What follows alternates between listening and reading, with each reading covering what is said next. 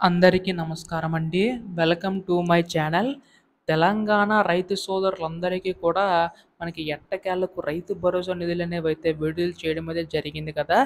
కానీ చాలామందికి ఏంటంటే ఈ యొక్క నిధులు ఇంకా జమ కాలేదని చెప్పేసి అది అడుగుతున్నారు రైతు సోదరులైతే. వారందరికీ కూడా జమ కాలం వరకు ఎప్పుడు జమ అవుతుందో కూడా తెలుసుకుందామండి.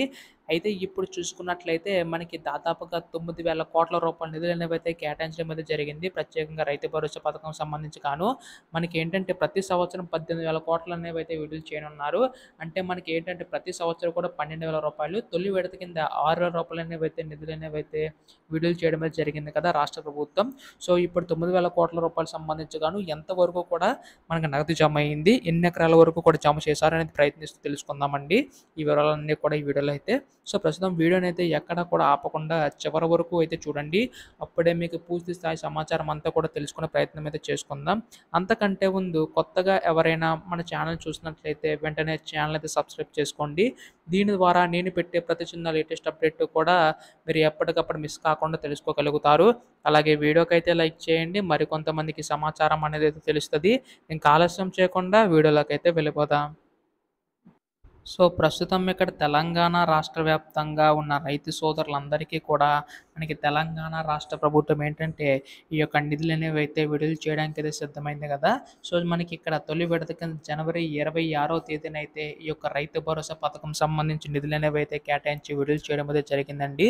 దాదాపుగా 577 గ్రామాల వరకు కూడా ఈ యొక్క నిధులకు సంబంధించి జమ చేయాలని చెప్పేసి తెలుస్తుందండి. అంటే విడుదల చేసినట్లుగా తెలుస్తుంది.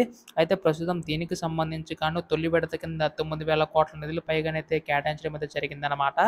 అయితే ఇప్పుడు ఎన్ని ఎకరాల వరకు కూడా తొలి విడత కింద విడుదల చేశారని చెప్పేసి అయితే అడుగుతున్నారు. ఇక్కడ మనకు చూసుకున్నట్లయితే 3-4 ఎకరాల మధ్యలో ఉన్న వారికి ఏంటంటే 57 లక్షల మంది పైగా అయితే ఉన్నారు. వారందరికీ కూడా మనకి 5,000 కోట్ల నిధులనేవైతే కేటాయించడం అయితే జరిగిందండి. ఇంకా మనకేంటంటే మిగిలిన వారికి మనకి 14 లక్షల మంది పైగా రైతన్నలైతే ఉన్నారు. వారందరికీ కూడా ఇంకా 4,000 కోట్ల నిధులనేవైతే జమ చేయవలసి అయితే ఉంటుందండి. అంటే ఈ యొక్క 9,000 కోట్లకు సంబంధించి చెప్తున్నాను.